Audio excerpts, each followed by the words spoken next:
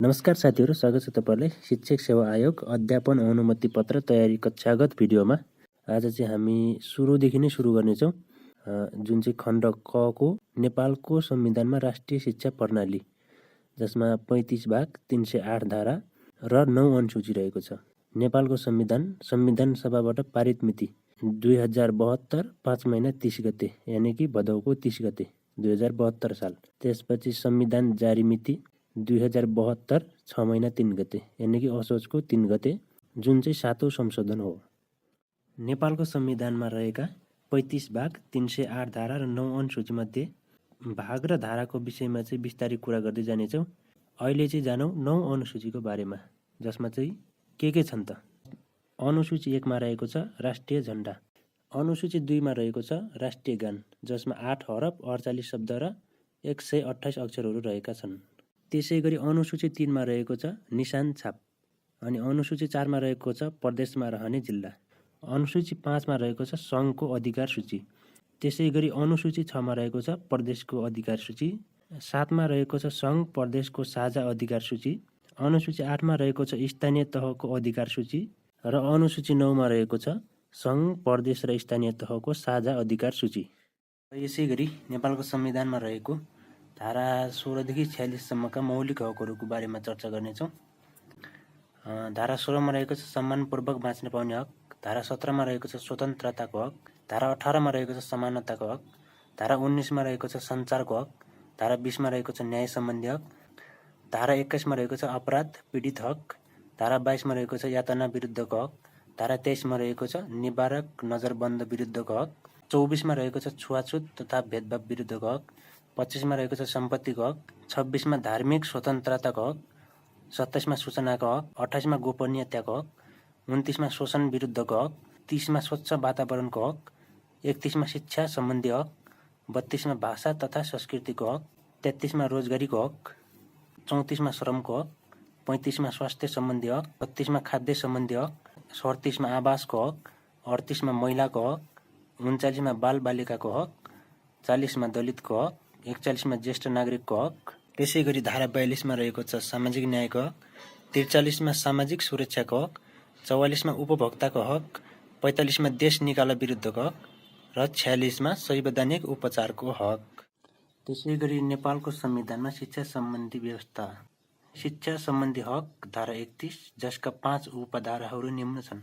1 मा प्रत्येक नागरिकलाई आधारभूत शिक्षामा पहुँच। 2 नम्बरमा रहेको छ प्रत्येक नागरिकलाई आधारभूत शिक्षा अनिवार्य र निशुल्क तथा माध्यमिक शिक्षा निशुल्क। 3 मा रहेको छ अपाङ्ग र विपन्नलाई कानुन बमोजिम उच्च शिक्षा। 4 मा दृष्टिविहीन ब्रेल लिपि बहिरालाई साङ्केतिक भाषाको माध्यमबाट कानुन बमोजिम उच्च शिक्षा। 5 मा मातृभाषामा शिक्षा पाउने र शैक्षिक संस्था खोल्न सकिने।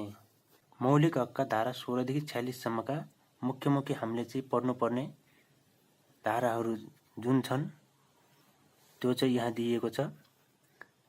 सुरुमा बाल बालिकाको हक धारा 39, उपधारा 2, प्रत्येक बाल बालिकालाई परिवार तथा राज्यबाट शिक्षा, स्वास्थ्य, पालन पोषण तथा सर्वाङ्गीण विकासको हक। बाल बालिकाको हक धारा 39 को उपधारा 3 मा प्रत्येक बाल बालिकालाई बाल विकास तथा बाल सहभागिताको हक। दलितको हक धारा 40, उपधारा 2, दलित विद्यार्थीलाई प्राथमिकदेखि उच्च शिक्षासम्म कानुन बमोजिम छात्रवृत्ति सहित निशुल्क शिक्षाको व्यवस्था। प्राविधिक र व्यावसायिक शिक्षा CTBT मा कानुन बमोजिम विशेष व्यवस्था। त्यसै गरी हामी जाउँ अब सामाजिक न्यायको हक धारा 42, उपधारा 2, आर्थिक रूपले विपन्न तथा लोभ उन्मुख समुदायका नागरिकको संरक्षण, उत्थान, सशक्तिकरण र विकासका लागि शिक्षा, स्वास्थ्य, आवास, रोजगारी, खाद्यान्न र सामाजिक सुरक्षामा विशेष अवसर तथा लाभ पाउने हक हुनेछ। त्यसै गरी सामाजिक न्यायको हक धारा 42 को उपधारा 5 मा देशको परिवर्तन तथा भलाइका लागि घाइते हुन पुगेका तथा ज्यान गुमाएका, यो सन्ततिलाई भएछ, यो देशको परिवर्तन तथा भलाइका लागि घाइते हुन पुगेका तथा ज्यान गुमाएकालाई कानुन बमोजिम उचित सम्मानसहित राज्यका सेवाहरूमा विशेष प्राथमिकताको हक। त्यसै गरी हामी जाउँ राज्यको निर्देशक सिद्धान्त तथा नीति तथा दायित्व अन्तर्गत भएका शिक्षा सम्बन्धी व्यवस्थाहरू, राज्यका नीतिहरू। धारा 51। संविधानको धारा 51मा शिक्षा सम्बन्धी नीतिहरू नागरिकका आधारभूत आवश्यकता सम्बन्धी नीतिमा उल्लेख गरिएका छन्।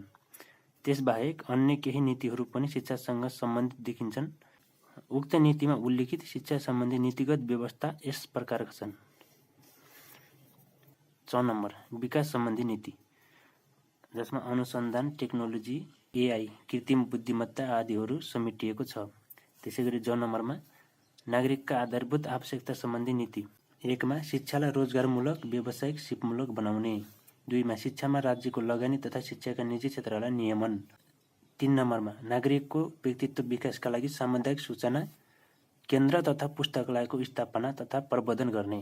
4 मा उच्च शिक्षालाई सहज, गुणस्तरीय, पहुँचयोग्य र बिस्तारै निशुल्क बनाउँदै लैजाने। त्यसैगरी अघिको थियो ज नम्बरको, अब चाहिँ यो ए नम्बरको सामाजिक न्याय र समावेशीकरण सम्बन्धी नीति। अब यसको चाहिँ 7 नम्बरमा एउटा बुँदाहरू लेखिएको छ जुन चाहिँ शिक्षासँग मात्रै सम्बन्धित भएकाले चाहिँ 7 नम्बर राष्ट्रिय विकासमा युवा सहभागिता तथा त्यसका लागि सक्षम हुन उपयुक्त अवसर प्रदान गर्ने। त्यसैगरी हामी जाउँ शिक्षा सम्बन्धी अधिकार क्षेत्र।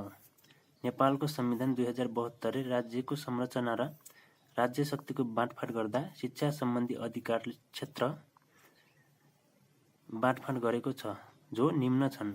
1 मा सङ्घको अधिकार क्षेत्र अनुसूची 5, जुन चाहिँ हामीले अघि पढिसक्यौँ अनुसूची। त्यसमा रहेको छ सङ्घको अधिकार क्षेत्र अनुसूची 5 केन्द्रीय विश्वविद्यालय। अब सङ्घको अधिकार क्षेत्रभित्र चाहिँ के पर्छन्, मतलब सङ्घ भनेको केन्द्रले चाहिँ के एक्सेस गर्न सक्छ भन्ने कुरा हो। जसमा केन्द्रीय विश्वविद्यालय रहेको छ, केन्द्रीय स्तरका प्रतिष्ठान, विश्वविद्यालय, मापदण्ड र नियमन, अनि त्यसपछि केन्द्रीय पुस्तकालय। अब रह्यो प्रदेशको अधिकार क्षेत्र, जुन चाहिँ प्रदेशले एक्सेस गर्न सक्ने क्षेत्रहरू जुन चाहिँ शिक्षासँग सम्बन्धित छन्। प्रदेश विश्वविद्यालय, उच्च शिक्षा, पुस्तकालय, सङ्ग्रहालय। 3 नम्बर स्थानीय तहको अधिकार क्षेत्र, जसमा चाहिँ आधारभूत शिक्षा र माध्यमिक शिक्षा रहेको छ। अब 4 नम्बरमा रहेको छ सङ्घ, प्रदेश र स्थानीय तहको, सरी प्रदेशको भएछ स्थानीय। अब रह्यो 4 नम्बर सङ्घ, प्रदेश र स्थानीय तहको साझा अधिकार क्षेत्र, जुन चाहिँ अनुसूची 9 मा रहेको छ। सङ्घ, प्रदेश र स्थानीय तहको साझा अधिकार क्षेत्र, जसमा चाहिँ तीनवटैको शिक्षा, खेलकुद र पत्रपत्रिका रहेको छ। त्यसैगरी अब हामी लागौँ केही सामान्य प्रश्नहरूको समाधान गर्नेतर्फ। प्रश्न नम्बर 1 रहेको छ संविधान कस्तो कानुन हो? क नम्बरमा निर्देशक कानुन, ख मा मूलभूत कानुन, ग मा मूल कानुन र घ मा रहेको छ सन्दर्भ कानुन। यसको चाहिँ एन्सर रहेको छ ग नम्बर मूल कानुन। संविधान कस्तो कानुन हो? मूल कानुन। त्यसैगरी 2 नम्बरमा रहेको छ सामान्य नागरिकले निशुल्क पाउने भनेको कहाँसम्मको शिक्षा हो? क नम्बरमा प्राथमिकसम्मको शिक्षा, ख नम्बरमा आधारभूतसम्मको शिक्षा, ग मा माध्यमिकसम्मको शिक्षा र घ मा रहेको छ उच्च शिक्षासम्मको शिक्षा। सामान्य नागरिकले निशुल्क पाउने भनेको चाहिँ आधारभूतसम्मको शिक्षा हो, जुन चाहिँ अनिवार्य र निशुल्क रहेको छ। त्यसैगरी क्वेसन नम्बर 3 राष्ट्रभाषा केलाई भनिन्छ? क मा नेपाली, ख मा अङ्ग्रेजी, ग मा नेपालीले विदेशबाट सिकेर बोलिने भाषा, घ मा नेपालमा बोलिने सबै मातृभाषा। यसको चाहिँ सही आन्सर हो अप्सन घ, नेपालमा बोलिने सबै मातृभाषा चाहिँ राष्ट्रभाषा हुन्। त्यसैगरी क्वेसन नम्बर 4 राष्ट्रभाषा सम्बन्धी व्यवस्था संविधानको कति धारामा उल्लेखित छ?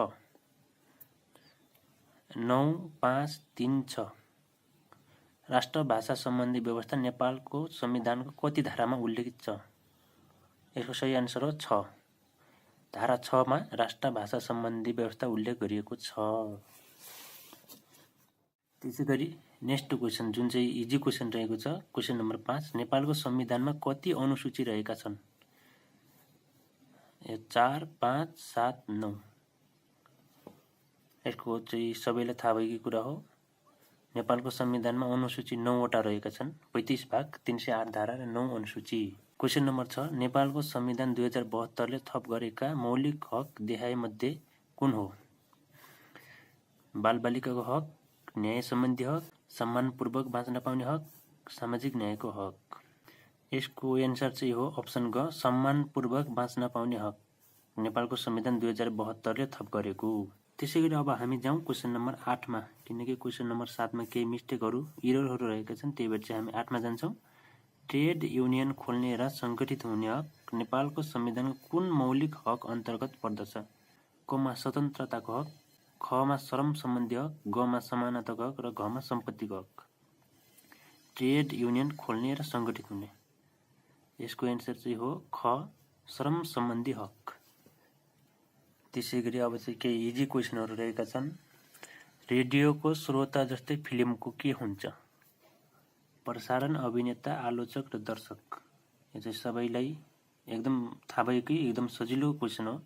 रेडियोको श्रोता भए जस्तै फिल्मको के हुन्छ? दर्शक। रेडियो चाहिँ श्रोताले सुन्छन्, फिल्म चाहिँ दर्शकले हेर्छन्, सुन्ने र हेर्ने। त्यसैगरी यान स्टार याम बराबर 14×13, एक्स स्टार जेड बराबर कति हुन्छ? यसमा चाहिँ हुन्छ 24×26, किनकि यान चाहिँ 14 मा पर्छ, याम चाहिँ 13 मा पर्छ भने एक्स चाहिँ 24 मा पर्छ, जेड चाहिँ 26 मा पर्छ। त्यसैगरी 11 नम्बर, यदि विक्रय मूल्य क्रय मूल्य भन्दा, यदि बेचेको मूल्य किनेको मूल्य भन्दा रु 100 बढी छ तथा नाफा 20% छ भने किनेको मूल्य कति हुन्छ? कति हो? यो चाहिँ अलि दिमाग लगाउनु पर्ने क्वेसन रहेको छ, तर यसको एन्सर चाहिँ हुन्छ अप्सन घ 500। भन्नाले बेचेको मूल्य क्रय मूल्य भन्दा 100 बढी छ, मतलब 100 नै 20%, भन्नाले 500 को 20% चाहिँ 100, जुन चाहिँ 600 मा बेच्यो, तर त्यसको एक्चुअल मूल्य चाहिँ क्रय मूल्य चाहिँ 500 नै हुन्छ। त्यसैगरी एसएमटीडब्ल्यू, त्यसैगरी क्वेसन नम्बर 12 मा एसएमटीडब्ल्यूटीएफ बराबर यहाँ चाहिँ व्हाट गरिदिएको छ, अनि यहाँ चाहिँ के हुन्छ भन्ने हो। एसटीएमएफ मतलब यो चाहिँ सिम्पल रहेको छ, Sunday, Monday, Tuesday, Wednesday, Thursday, Friday, यहाँ चाहिँ सटरडे, यहाँ चाहिँ एस नै हुन्छ। आजको लागि चाहिँ यति नै।